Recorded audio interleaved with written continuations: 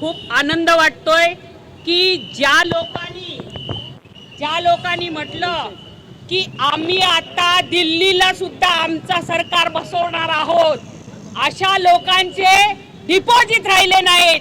मी भारतीय जनता पार्टीच्या सगळ्या कार्यकर्त्यांचं अभिनंदन करते आणि येणाऱ्या महानगरपालिकेमध्ये सुद्धा त्यांनी असंच जनतेने कौल भारतीय जनता पार्टीला द्यावं, एवढंच बोलून मी माझे 2 शब्द संपवते। जय हिंद, जय महाराष्ट्र।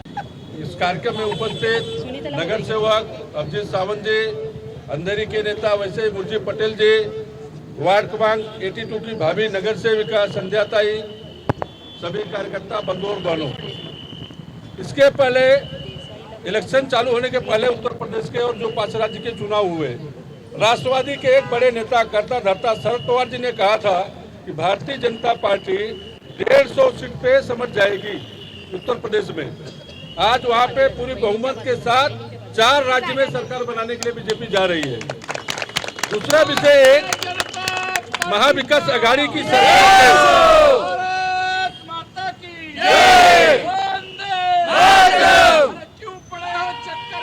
कोई नहीं है टक्कर में, कोई नहीं है। क्या है वैसे महानगर पालिका, उसके बाद महाराष्ट्र विधानसभा दोनों जीत के लाएंगे।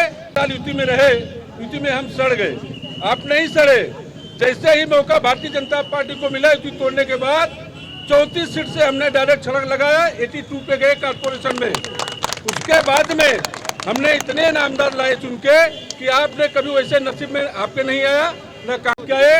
वैसे महानगर पालिका, उसके बाद महाराष्ट्र विधानसभा दोनों जीत के लाएंगे। गोवा हे पिकनिक करण्याचं काम नाही आहे।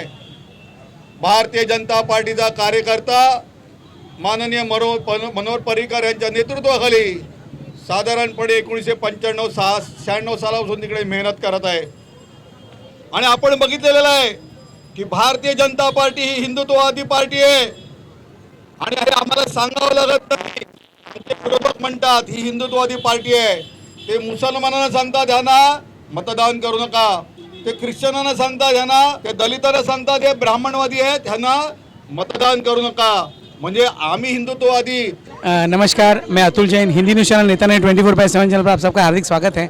आज हमें अंधेरी पूर्व विधानसभा भारतीय जनता पार्टी के कार्यालय में, यहाँ पर जो 4 राज्यों में बहुत बड़ी बढ़त मिलके विजय मिली है भारतीय जनता पार्टी को, ये सिंहासन का सेमीफाइनल कहा जाता है। और उत्तर प्रदेश से लेके गोवा हो, मणिपुर हो, सभी राज्यों में 4 राज्यों में जो बहुत बड़ी विजय उनको मिली है भारतीय जनता पार्टी को, तो मोदी जी की कहीं जीत हुई है, इस भारत देश की कहीं जीत हुई है। तो भारतीय जनता पार्टी आज यहाँ पर आनंद व्यक्त कर रही है। हमारे साथ इस अंधेरी विधानसभा के प्रभारी मुर्जी भाई पटेल जी हैं। मुर्जी भाई, सिंहासन का सेमीफाइनल और 4 राज्यों में बहुत बड़ी जीत। आज यहाँ पे अंधेरी पूर्व विधानसभा के सभी कार्यकर्ताओं ने यहाँ मिलकर एक जल्लोष मनाया। हमारे अध्यक्ष माननीय अशोक पांडे जी, संध्या ताई और हम सब मिलकर इस जल्लोष में सहभागी हुए और अंधेरी की जनता का मैं शुभेच्छा व्यक्त करता हूँ। माननीय नरेंद्र मोदी जी के नेतृत्व में जो भारत देश में एक कार्य हुआ है, उस कार्य की पोंछ पावती आज भारत की जनता ने दी है और ऐसा ही जल्लोष हम मुंबई महानगर पालिका के चुनाव में महापौर बिठा के मनाएंगे। वहिनी, आज काँग्रेसचे माजी मुख्यमंत्री पृथ्वीराज चव्हाण म्हणाले की हा जो मतदार होता त्यांनी मजबुरीमध्ये भारतीय जनता पार्टीला मतदान केलं आणि यूपीमध्ये भारतीय जनता पार्टी किंवा 4 राज्यात जिंकून आलेली आहे। तर अशा पद्धतीने जे वक्तव्य केलेलं आहे माजी मुख्यमंत्र्यांनी, काय सांगा? खरं तर आज खूप आनंदाचा दिवस आहे की 4 राज्यांमध्ये भारतीय जनता पार्टी बहुमताने निवडून आली आहे आणि आता कुठच्याही कुठच्याही मंत्री असू देत किंवा कुठच्याही नेते, कुठच्या पक्षाचे नेते असू देत, कारण त्यांच्या पायाखालची जमीन आता घसरलेली आहे आणि त्यांना कळून चुकलं आहे की भारतीय जनता पक्ष हा काही कमीचा नाही। त्याच्यामुळे ती लोक आता असं वक्तव्य करतायत। तर यासाठी नरेंद्र मोदींच्या मार्गदर्शनाखाली आणि देवेंद्रजींच्या नेतृत्वामध्ये ही निवडणूक सर्वांनी भरघोस मतांनी निवडून दिले। सर्व मतदारसंघांना, सर्व मतदारांना खूप खूप धन्यवाद। वनिताजी, आज गेली अनेक दिवस महाविकास आघाडीच्या माध्यमातून शरद पवारजी असो किंवा शिवसेनेचे नेते असो इतकं जोर लावत होते की कुठेतरी बीजेपी मागे राहावी, पण बीजेपी हा सगळ्यात पुढे 4 राज्यांमध्ये सत्तेवर बसणार आहे। काय बघा कसं आहे माहिती आहे, मोदीजींनी जेव्हा सांगितलं की सर्वसामान्य लोकांचा विकास झाला पाहिजे. मतदारांनी मोदीजींना आणि भारतीय जनता पार्टीला कौल दिलाय. आता हे काही म्हणून दे, ते मगाशी सकाळी मी टीव्हीवर बघितलं, त्यांना संजय राऊतजी बोलत होते अजून रिझल्ट येणं बाकी आहे.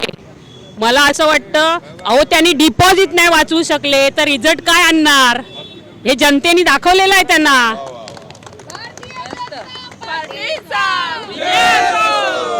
थँक्यू. या ठिकाणी आज भारतीय जनता पार्टी अंधेरी विधानसभेच्या माध्यमातून एक जल्लोष साजरा करण्यात आला आणि येणारी महानगरपालिका सुद्धा अशाच पद्धतीने जल्लोष साजरा करणार आहे, अशा पद्धतीने या ठिकाणी सांगण्यात आलेलं आहे. हमारे साथ यहाँ अंधेरी विधानसभा के राखी गुप्ता जी है.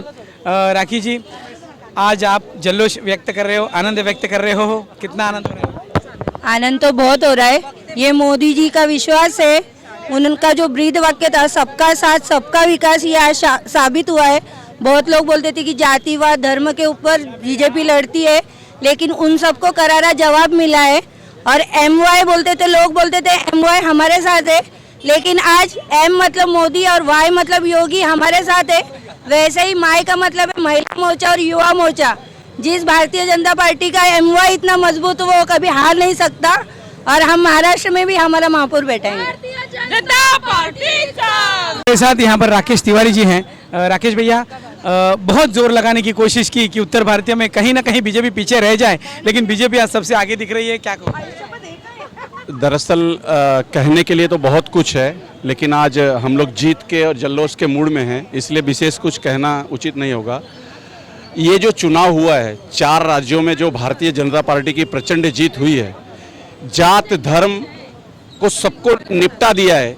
योगी जी ने और मोदी जी ने मिल करके जाति और धर्म से ऊपर उठ के, देखिए केवल एक बिरादरी, अब कहते थे ना ब्राह्मण नाराज है, ठाकुर नाराज है, कहाँ से नाराज है, तो वोट कहाँ से आया भाई?